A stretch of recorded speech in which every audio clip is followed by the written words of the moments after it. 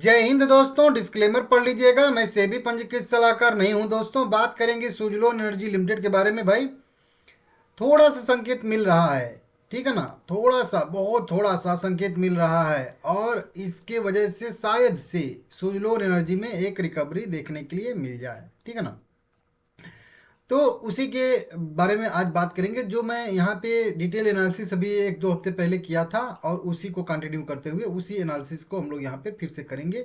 क्योंकि मैं बताया था कि 5 वीकली रेड कैंडल बन गई हैं, अभी 2 वीकली कैंडल शायद से और रेड बने, लेकिन ये वाली कैंडल जो बनी थी इस वीक वाली वो ग्रीन बन गई है। तो क्या अब एनालिसिस फेल मार गई है क्या? तो उसके बारे में हम लोग बात करेंगे, ठीक है ना।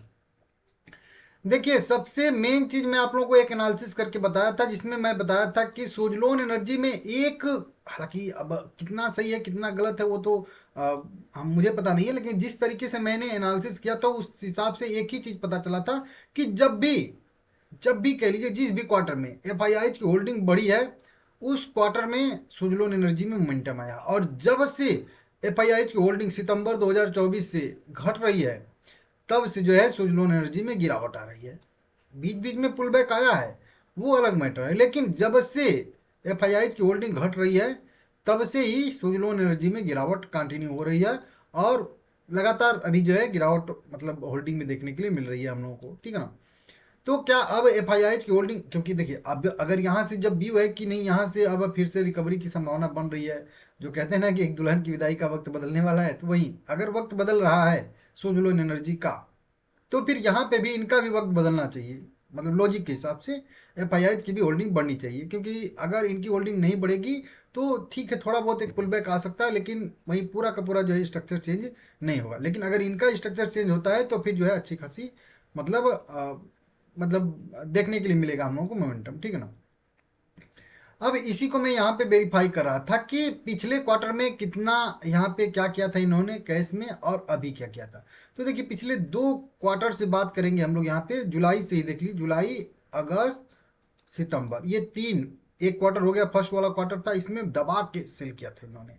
47,000 करोड़, 47,000 करोड़, 35,000 करोड़, कुल मिला के बात करेंगे हम लोग लगभग लगभग तो 1,20,000 25,000 करोड़ के आसपास का सेलिंग हुआ था, 1.25 लाख करोड़ का। समझ रहे हो, एक क्वार्टर में। अभी ये वाला जो क्वार्टर बीता है हम लोग का, अक्टूबर नवंबर दिसंबर, ये चार, सॉरी 3 महीना, अब इसमें देखेंगे तो दो है, एक 17 करोड़ है, एक 17,000 करोड़, एक 19,000 करोड़ और एक 2,000। तो अगर 19 19 करेंगे तो 19 दूना 38 आ जाएगा। तो लगभग लगभग यहाँ पे देखेंगे तो 38,000 जो है करोड़ का मतलब सेलिंग हुआ है।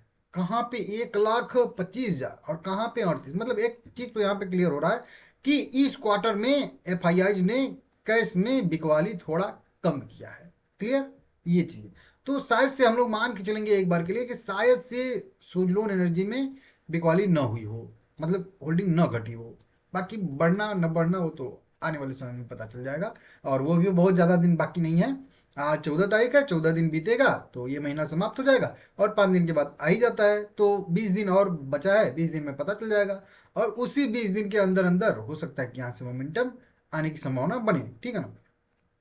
देखिए मैं एक एनालिसिस किया था जो बताया था इस तरीके से, एक मुझे लग रहा है कि यहाँ से गिरावट होगी। 7 वीकली कैंडल में गिरावट यहाँ पे हुई थी और 7 वीकली कैंडल पे यहाँ पे गिरावट होगी और फिर वहाँ से एक मुझे रिकवरी की संभावना दिख रही थी ऐसे, ठीक है ना, इतना बड़ी नहीं, लेकिन इस टाइप की रिकवरी एक दिख रही थी, या इस तरीके का एक जो है पुल बैक मुझे यहाँ से दिख रहा था, जो मैं आप बताया था। हालांकि टारगेट तो मैंने अपना वही वाला 107 वाला ही आप लोगों को बताया, और ये वाला स्ट्रक्चर उसी समय मैं ड्रॉ करके आप लोगों को बताया था। नीचे दो लेवल भी बताया था, एक 43 रुपये कि अगर ये वाला लेवल ब्रेक होगा तो 43 रुपये पे सपोर्ट लेगा, ठीक है ना। अब देखिए रिफ्रेश कर दे रहा हूँ थोड़ा सा इसको, ये हट जा रहा है, तो यहाँ से बताया था उसको, ठीक है ना। और उसके बाद आप लोगों को बताया था कि अगर ये वाला लेवल भी मतलब ब्रेक होता है 43 रुपये वाला भी, तो इस बार सीधा सीधा 33 रुपये के आसपास इसके जाने की संभावना बनेगी, जो सपोर्ट है ये चीज़।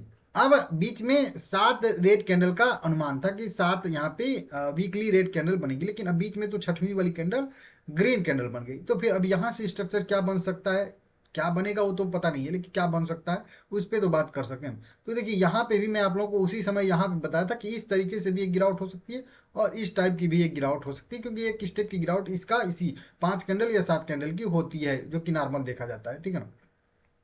तो अब ये वाला स्ट्रक्चर तो नहीं बना क्योंकि 7 कैंडल बननी चाहिए लगभग लगभग, लेकिन ये वाला 5 कैंडल के बाद एक ग्रीन कैंडल यहाँ पे बनी थी वीकली वाली, तो इस टाइप की यहाँ पे थोड़ी सी कैंडल बनती हुई नजर आ रही। तो यही वाला स्ट्रक्चर हम लोग यहाँ पे भी ड्रॉ करेंगे कि शायद से यहाँ से एक मोमेंटम आए 64-65 रुपये तक का, और फिर उसके बाद फिर एक जो है गिरावट करे, ठीक है ना, और फिर उसके बाद जो है फिर रिकवरी है। मतलब यहाँ से अगर 7 कैंडल बनता तो डायरेक्ट जो है रिकवरी की संभावना थी। अब 5 कैंडल के बाद अगर ग्रीन कैंडल बना के ऊपर जाता है तो एक बार फिर से जो है नीचे आएगा, मतलब एक बार फिर पेशेंस टेस्ट करने के लिए नीचे आ सकता है और फिर जो है वही होगा होना। तो कह लीजिए मेरे हिसाब से अब मुझे लगभग लगभग थोड़ा सा क्लियर हो रहा है। हालांकि वही बात है कि अगर सपोर्ट ब्रेक होगा तो गिरावट की संभावना अभी भी, जो मैं बताया भी हूँ आप लोगों को, 64-65 रुपये का लेवल जब तक, या 72 रुपये का मेन लेवल न ब्रेक करे तो कभी भी ये एक बार के लिए 40 रुपये या मतलब उसके आसपास जा सकता है। ये मेरा अभी रिव्यू जो है क्लियर है, क्योंकि अभी देखेंगे आप लोग तो यहाँ पे देखिए ये 20 DM में मूविंग एवरेज ने अभी अभी देखेंगे यहाँ पे आप लोग तो 100 DM में मूविंग एवरेज को निगेटिव क्रॉसओवर भी दिया है। तो ये क्रॉसओवर भी इंपॉर्टेंट क्रॉसओवर है। इसके पहले यहाँ पे 50 DM मैंने दिया था, यहाँ पे निगेटिव क्रॉसओवर हुआ था 50 DM में और 20 का। तो उसके बाद देख सकते हो अब तो ये उससे भी बड़ा निगेटिव क्रॉसओवर हुआ। तो ये चीज़ तो सबसे पहले मायने रखेगी क्रॉसओवर कि इसके ऊपर कम से कम पहले जाना चाहिए, उसके बाद ही होगा। हालांकि व्यू पॉजिटिव, लेकिन इसके ऊपर जाके मार्केट टिकेगा थोड़ा सा और व्यू जो रहेगा वो पॉजिटिव बनेगा, ठीक है ना। देख लीजिएगा मेरे हिसाब से स्ट्रक्चर तो पॉजिटिव अभी के हिसाब से बन चुका है, जो कि मैं अपनी पिछली एनालिसिस में बताया था, और अभी भी मुझे वैसा ही लग रहा है। अगर वही माने मेन मतलब बात है कि यहाँ पे कुछ चेंज होता है तो ठीक है ना, तो देखते हैं यहाँ पे चेंज होता है नहीं होता है। हालांकि 23% तो है ही, स्टेक अब कितना बढ़ाएंगे ये भी तो है ना, कि एक टाइम पे तो लोगों का पीक भी तो हो जाता है ना, क्योंकि अभी यहीं पे अगर ये होल्डिंग जो है 10% के आसपास रहती तो उम्मीद रहता है कि हाँ बढ़ेगा। लेकिन अब 23% से बढ़ने का मतलब कितना हुआ, कितना बढ़ेगा, क्या सबसे ज़्यादा होल्डिंग इन्हीं लोगों के पास रहेगी क्या? तो एक तरीके से पहले से भी ज़्यादा 23% स्टेक है, तो ये भी एक तरीके से थोड़ा सा दिक्कत करता है कि पहले से ही बहुत ज़्यादा होल्डिंग है, ठीक है ना। तो देखते हैं क्या होता है। बाकी वहीं 2-3 दिग्गजों ने सलाह दिया है, आनंद राठी ने, वहीं ICICI सिक्योरिटी ने, मोतीलाल ओसवाल ने, टोटल ऊपर के साइड में 39% का एवरेज इन लोगों का आ रहा है। अलग अलग लोगों ने अलग अलग दिया है, किसी ने 85 दिया, 82 दिया है, किसी ने 76 दिया है, किसी ने 74 दिया है। एवरेज की बात करेंगे तीनों का जोड़ के अगर 3 से डिवाइड करेंगे तो 17, मतलब औसत सभी लोगों का यहाँ पे आ रहा है, जो करेंट लेवल से 46% अप साइड बता रहा है। तो ठीक है, अच्छी अच्छी रिपोर्ट भी निकल के सामने आ रही है, लेकिन देखना होगा वहीं कि क्या हो रहा है क्या नहीं हो रहा। और देखिए यहाँ पे देख रहा हूँ, देखिए 50 में, तो यहीं पे 50 DM में भी है, जहाँ पे निगेटिव अभी क्रॉसओवर हुआ ना, यहाँ पे 50 DM में और 20 DM में का दोनों का साथ में निगेटिव हुआ है। यहाँ पे देखिए यहाँ पे हुआ था, अभी देखिए यहाँ पे दोनों हुआ है, क्योंकि वहाँ 50 DM में ड्रो नहीं था। तो ये वाला पॉइंट सबसे इंपॉर्टेंट है, कम से कम इस पॉइंट के ऊपर तो कम से कम जाए, उसके बाद तो कुछ देखेंगे, ठीक है ना।